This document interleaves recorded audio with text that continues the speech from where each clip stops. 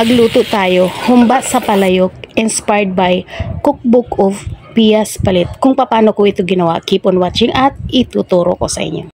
So ito meron tayo ng 1.5 kilo na pork belly. So in-slice ko na siya, pero ikakat ko pa ito. So hindi ko lang tinuloy pa. So ito na-chop ko na siya. Maglalagay lang tayo ng 2 tablespoon na soy sauce. For the marinade sauce to, i-marinate muna natin to. 1 tablespoon na vinegar, 1 teaspoon na black pepper,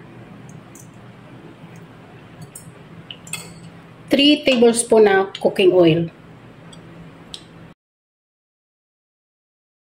Imimix lang natin to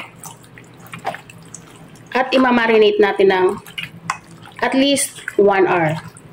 So magbabalik tayo after 1 hour for the next step. So, after an hour, ito na siya. So, pero kung meron kayong time, mas okay na i-marinate ninyo ng overnight. So, start na tayo for the next procedure. Isi-separate muna natin yung laman sa ating marinade sauce dahil ipapan-serve muna natin to. So, dito, pinainit ko lang yung ating pan. Lalagyan ko lang ng konting oil, mga 1 tablespoon lang. Nasa high heat setting tayo, guys. At pag mainit na, ilalagay na natin yung ating pork belly. So, ginagawa natin ito para sa lumabas yung sarili ng oil at para sa magandang kulay na mamaya. Mas lumalabas kasi yung flavor kapag ginagamit. So, ayan, pagka ganito, okay na to. Magpukulay brown lang siya. Parehas ito. Okay na yan. Hindi na natin kailangan mag-brown na brown dahil iiwasan natin yung maging matigas yung ating pork. So, okay na to.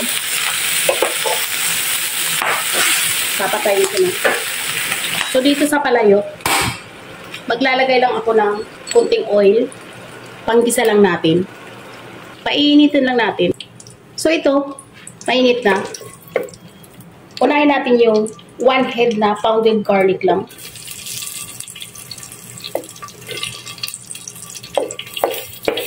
Hindi ko na siya masyadong tinanggalan ng balat. Binawasan ko lang siya ng mga matitigas na balat. Igisa lang natin. Yung lumabas lang yung aroma ng garlic.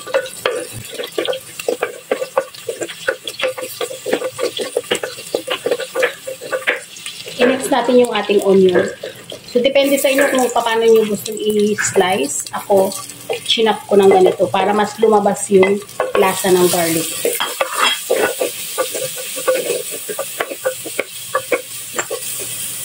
Pinch lang natin ng konting salt at ng black pepper. Habang ginigisa natin, may lasa na yung ating onion and garlic. At ilalagay na natin yung ating pork.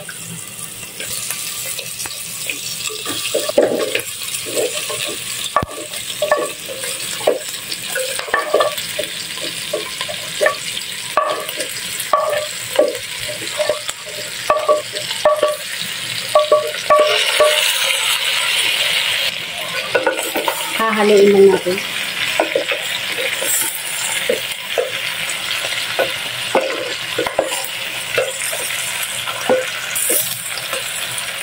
At ininix na natin yung ating soy sauce.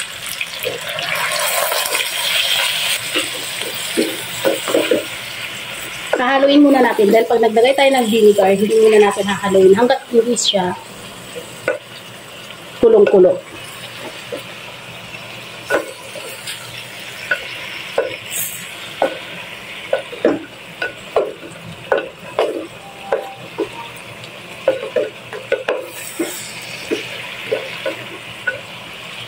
One half cup na vinegar.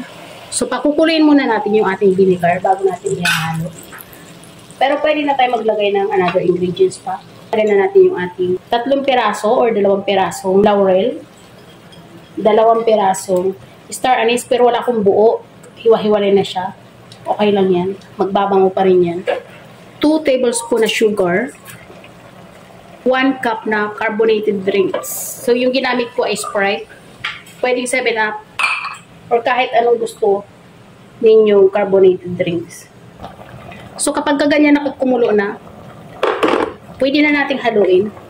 Haluin muna natin para lahat ng mga ingredients ay mag-incorporate. So, medyo mahirap lang.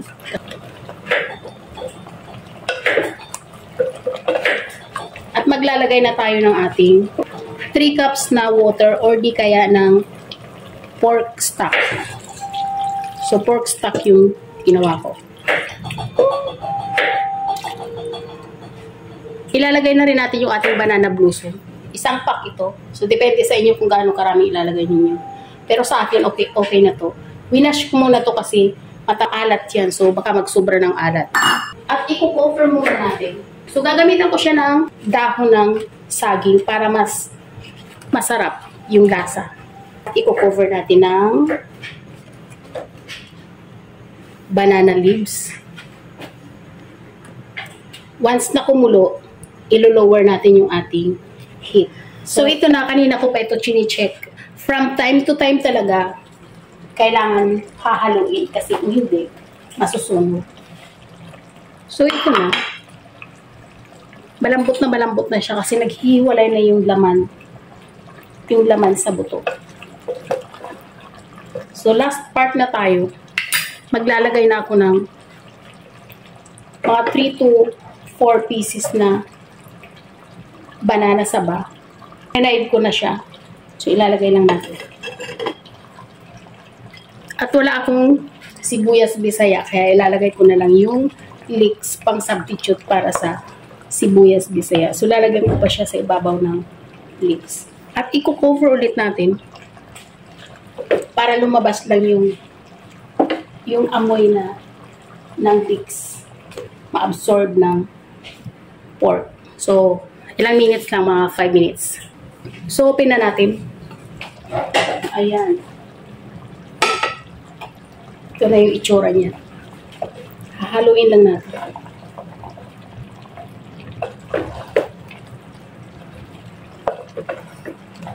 At okay na po.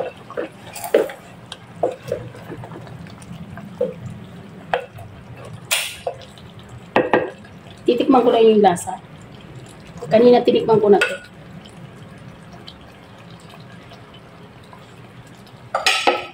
So, okay na talaga siya.